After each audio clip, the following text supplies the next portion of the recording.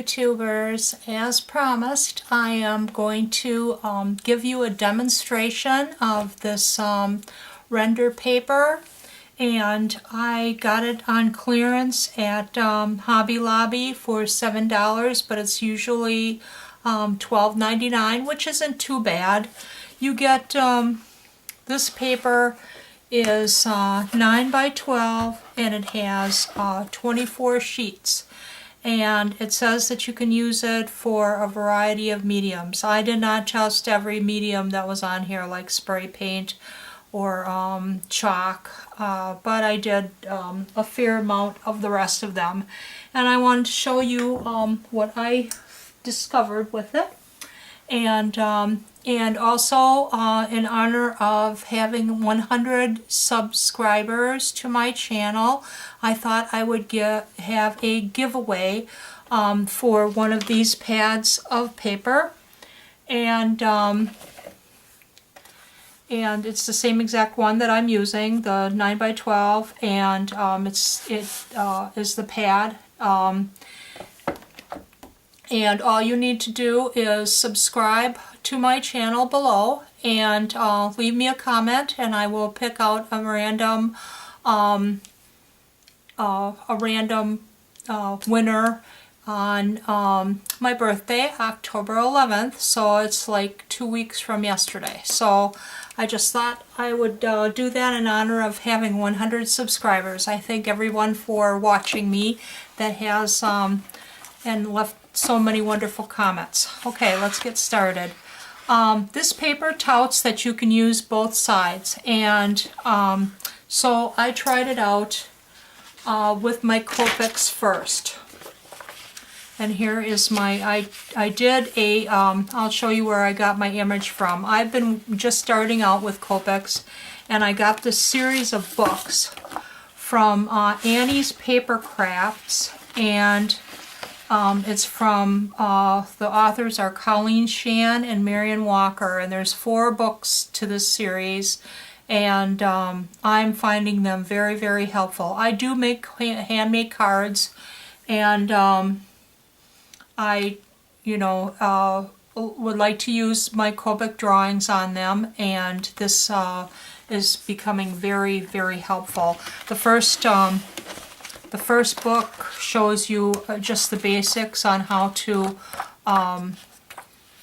shade, how to get good blending techniques, what do the color codes mean, how to do variations on your color. So it's a really good book for the basics, and then they give you a whole bunch of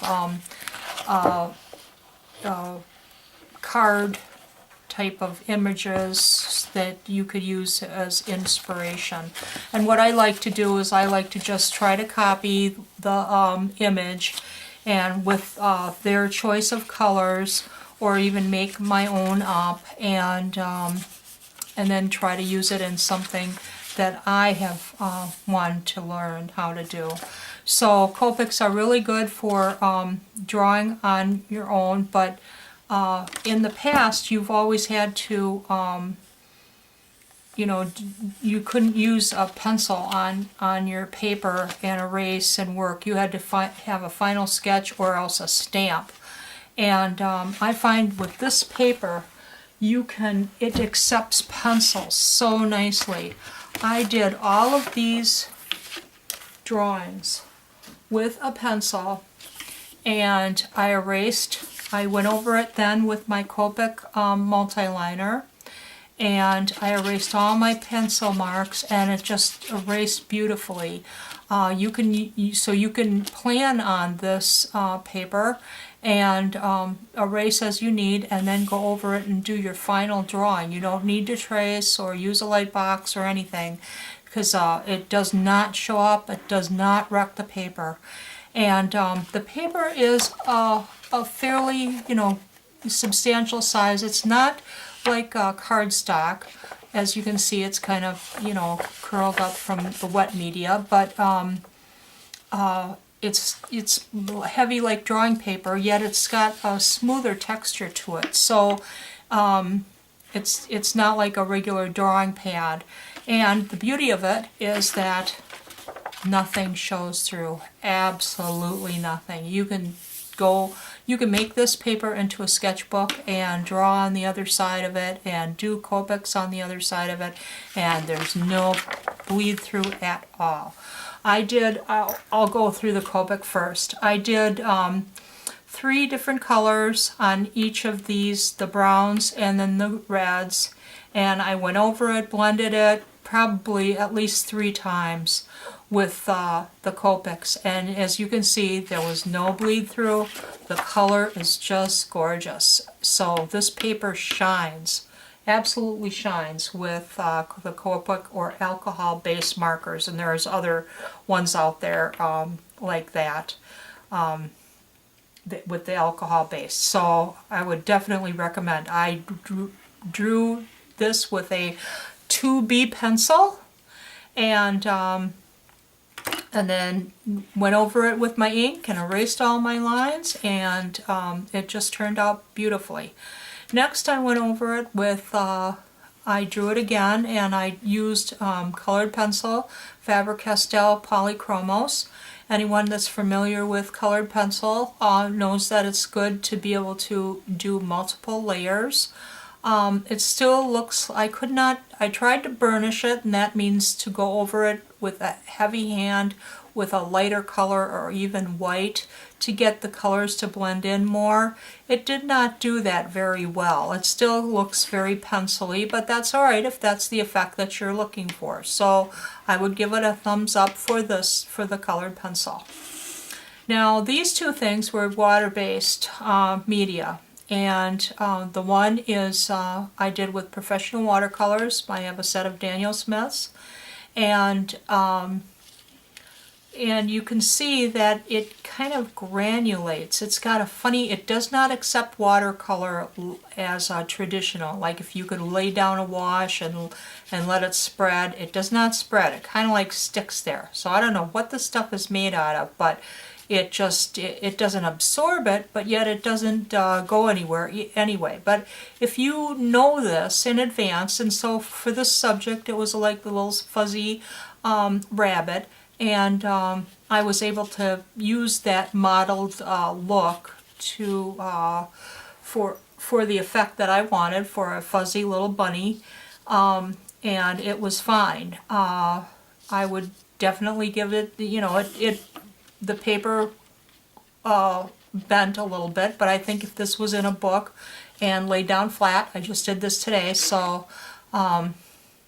you know, it curled a little bit, but if you had it in a book and laid it down flat, it would be fine. Also, I did gouache with it, which is opaque watercolors. You can do them like a watercolor, or you can make them a more heavy application. I used mine like the watercolor, so and I think that it did actually flowed better than the real watercolors, you know, to get a good blend and everything. But again, it had that little modeling, and you couldn't get a good wash to, you know, float around on it. So it's very, very different paper. Then I did, the last test that I did was with Tombow markers, and I wanted to do a darker version just to see how it would look with the darks. And Tombow markers are water-based markers, and that means that you can put a water brush on here and blend it a little bit. It did work a little bit with the blending, not very much. I also used the blender pen that comes with it, and it doesn't really blend all that greatly with this. It seems to soak up the paper and then stay wherever you put it. So if you know that, you know, you can be okay, and you're not going to get as good at blending techniques. I could not get it to blend as, say, your Copics. So it's definitely, this is where this paper shines. And the fact that you can draw on it and, you know, directly work with this as your card base. You know, I would not use this as a total, you know, I would have this cut out and then mount it on my regular card stock that I was using as a card, because this will not hold up as a card per se, but I would put it on a darker piece of have a mat around it, and then put it on a white piece of paper, and their white cardstock, it'll work fine. So those are the tests that I did so far with this, and if I do any more like acrylic paint or whatever, I will be sure to update you, but I really recommend this for the Copic marker people, and I'm going to do a series of Christmas cards this year with my own original design, and send them out. Now, to remember to be part of the giveaway to get one of these pads free of charge. I will send it to your house in honor of my 100th subscribers. Leave a comment below and subscribe to my channel, and I will send this out right after, on the Monday after my birthday, which will be 2 weeks from yesterday, or October 11th. I'll pull the name of the person at random, the person that will get the pad of paper. Good luck to everyone, and I'm so happy to be able to share my love of art with everyone, and I hope everyone's having a great day, and have a good one. Bye bye now.